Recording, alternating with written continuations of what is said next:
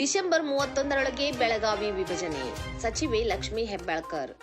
ಬೆಳಗಾವಿಯನ್ನು December 31ರೊಳಗೆ ವಿಭಜಿಸಿ ಹೊಸ ಚಿಕ್ಕೋಡಿ ಜಿಲ್ಲೆಯನ್ನು ರಚನೆ ಮಾಡಲಾಗುವುದು ಎಂದು ಮಹಿಳಾ ಮತ್ತು ಮಕ್ಕಳ ಅಭಿವೃದ್ಧಿ ಸಚಿವೆ ಲಕ್ಷ್ಮೀ ಹೆಬ್ಬಾಳ್ಕರ್ ಹೇಳಿದ್ದಾರೆ.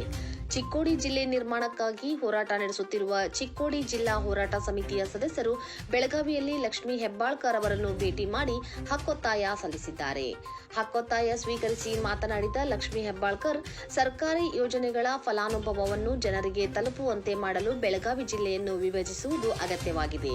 ಬೆಳಗಾವಿಯನ್ನು ವಿಭಜಿಸಲು ಸರ್ಕಾರವು ನಿರ್ಧರಿಸಿದ್ದು ಶೀಘ್ರವೇ ಕ್ರಮ ಕೈಗೊಳ್ಳಲಾಗುತ್ತದೆ ಎಂದು ಅವರು ಹೇಳಿದ್ದಾರೆ.